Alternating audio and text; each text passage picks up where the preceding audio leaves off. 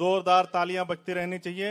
इनकलाब, इनकलाब, इनकलाब, भारत माता की,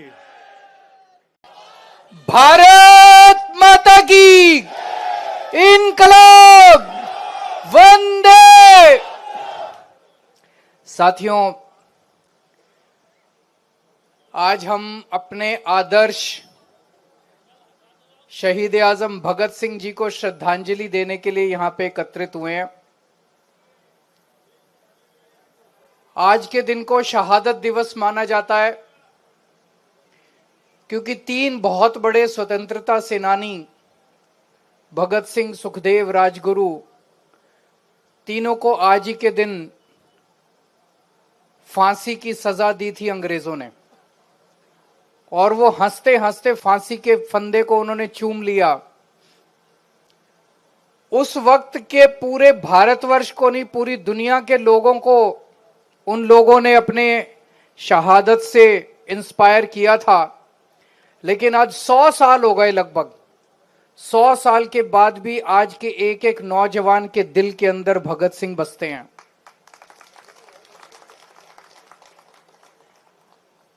हमने भगत सिंह को और बाबा साहब अंबेडकर को अपना आदर्श माना है। भगत सिंह ने कहा था कि मेरा मकसद केवल अंग्रेजों को देश से बाहर निकालना नहीं है, मेरा मकसद एक नया समाज गठित करना है जहां सबको बराबरी का अधिकार हो, गरीबों को उनका हक मिले, कोई गरीब ना रहे, सबको अच्छी शिक्षा मिले, अच्छी स्वास्थ्य सेवाएं मिले, सबको बरा जाति धर्म की भेदभाव नहीं होना चाहिए।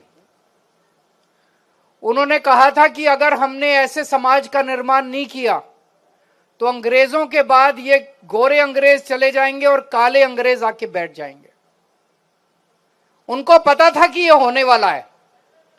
सोचो, उन्होंने 100 साल पहले बोल दिया था और आज हमारे देश के अंदर वही हो रहा है।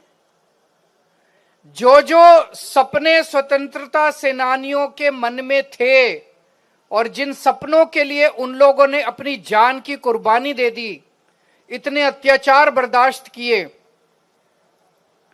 आज उनका एक भी सपना पूरा नहीं हो रहा। एक भी उल्टी दिशा में गंगा बहनी चालू हो गई है। मैं आपको एक छोटा सा उदाहरण देना चाहता हूं। बस बात बहुत छोटी है लेकिन संकेत बहुत बड़ा है।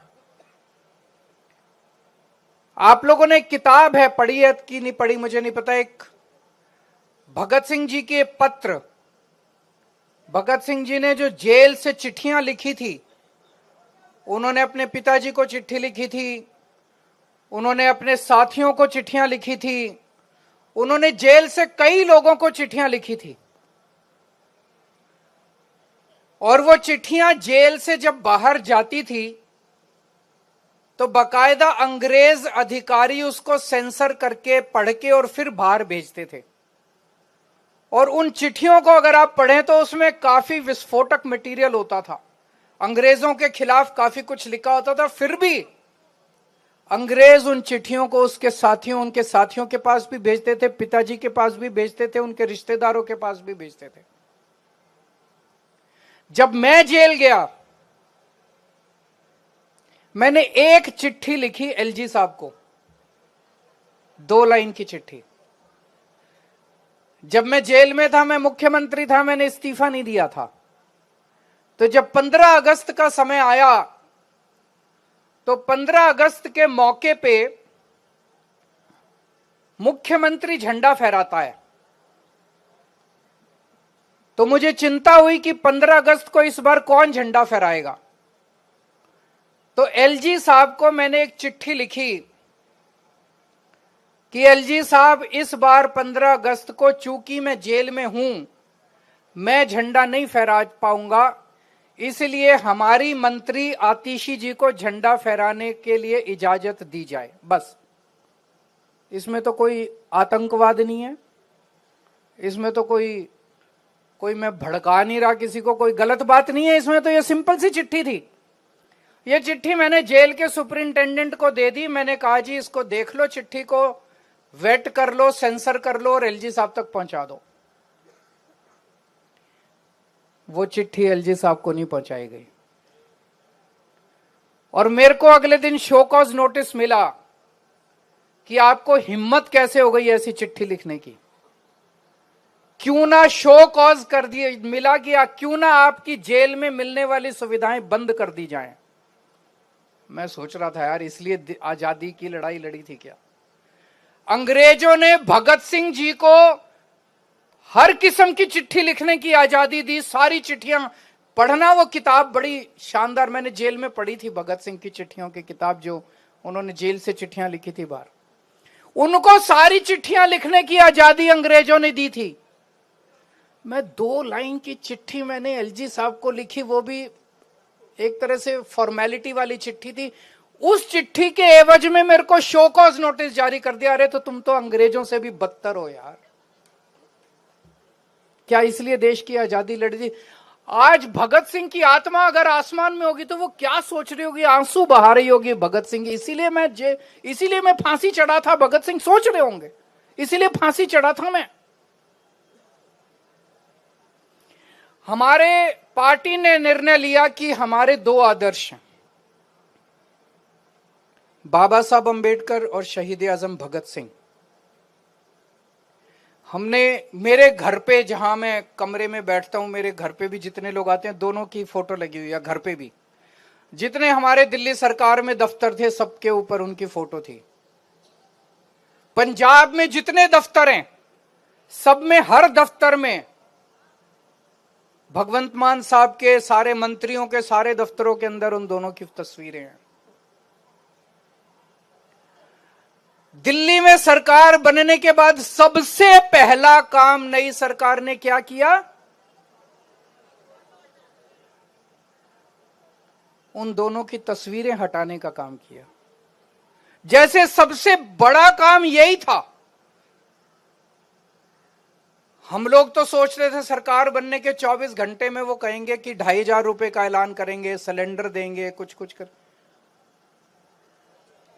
उन्होंने केवल सबसे पहला काम 48 घंटे के अंदर, 2 दिन के अंदर ये किया, बाबा साहब अंबेडकर की और शहीद आजम भगत सिंह की तस्वीर हटा दी उन्होंने। मेरे को तो बहुत तकलीफ हुई, मुझे तो बहुत तकलीफ हुई। उनकी जगह उन्होंने अपने नेताओं की तस्वीर लगा दी। मैं आपसे पूछना चाहता हूं कि क्या शहीद आजम भगत सिंह और बाबा साहब अंबेडकर से बड़ा इस देश के अंदर कोई बलिदानी हो सकता है, बलिदान देने वाला हो सकता है? जिन्होंने देश की आजादी के लिए इतनी बड़ी कुर्बानियां दी, इतने संघर्ष दिए, उनको हम इस तरह से भूल जाएंगे, उनकी तस्वीरें हटा देंगे? जब हम लोगों ने ये तस्वीरें लगाई थी, जब ऐलान किया था, निर्णय लिया गया था आज से कुछ साल पहले, तो कांग्रेस पार्टी ने और उनके समर्थकों ने हमारी बड़ी निंदा की थी।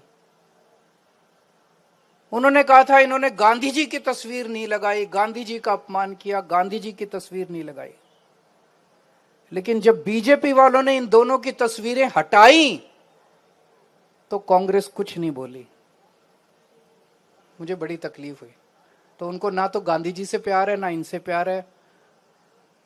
ये तो घालमेल चल रहा है इन दोनों के बीच में, है कि नहीं है? इनको किसी से प्यार नहीं है। एक शब्द नहीं कांग्रेस वालों ने बोला, कांग्रेस के समर्थकों ने बोला कि बीजेपी गलत कर रही है। अभी मैं जब आया, सोशल मीडिया पे, ट्विटर पे एक वीडियो देख रहा था मैं। उस वीडियो में एक महिला बस में चढ़ी अभी और उसने कंडक्टर से पिंक टिकट मांगी। कंडक्टर ने देने से मना कर दिया। कंडक्टर ने बोला कि हमें ऊपर से आदेश आया है कि जिन जिन महिलाओं के पास फोन है उनको टिकट नहीं देनी, वो फोन पे ऐप डाउनलोड करके ऐप से टिकट ले ले। कितनी महिलाएं ऐप डाउनलोड करेंगे? कौन महिला टिकट लेगी? प्रधानमंत्री जी कह के गए थे कि कोई भी सुविधा बंद नहीं की जाएगी। मैं उन्हें अपील करना चाहता हूं कि आपका बड़प्पन तब है जब आप कुछ नई सुविधाएं दें। जो आज मौजूदा सुविधाएं दिल्ली के लोगों को मिल रही हैं वो बंद ना करें।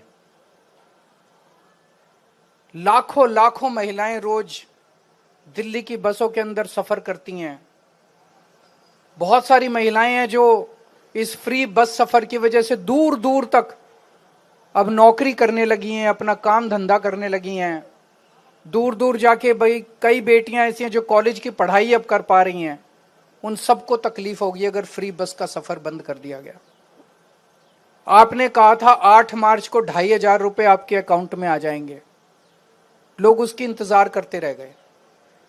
आपने कहा था होली पे गैस का सिलेंडर मिलेगा, लोग इसकी इंतजार करते रह गए। जो वादे आपने किए थे वो वादे पूरे करो ना। आप पुरानी सुविधाओं को भी बंद करते जा रहे हो, ये तो धोखा हो जाएगा लोगों के साथ, ये तो सही नहीं है। तो मेरी आप सब लोगों से, खासकर आम आदमी पार्टी के कार्यकर्ताओं से आज शहादत दिवस के अवसर पर निवेदन है, अपील है कि हमारी पार्टी सत्ता के लिए नहीं आई थी, सत्ता से पैसे, पैसे से सत्ता, इसके लिए नहीं आई। हमारी पार्टी बाबा साहब अंबेडकर और शहीद आजम भगत सिंह के सपनों को पूरा करने के लिए आई है। और ये ऐसे नहीं पूरे होंगे, उसके लिए बहुत बड़ी बड़ी कुर्बानियां देनी पड़ेंगी, लड़ना पड़ेगा, संघर्ष करना पड़ेगा। और आज हमारी पार्टी का एक एक कार्यकर्ता वो संघर्ष कर रहा है, चाहे वो सड़क पे कर रहा हो, चाहे असेंबली के अंदर बैठ के कर रहा हो, चाहे संसद के अंदर जब संजय सिंह दहाड़ते हैं तो पूरा देश सुनता है उनको कि किस तरह से ये संघर्ष करते रहना पड़ेगा हम लोगों को।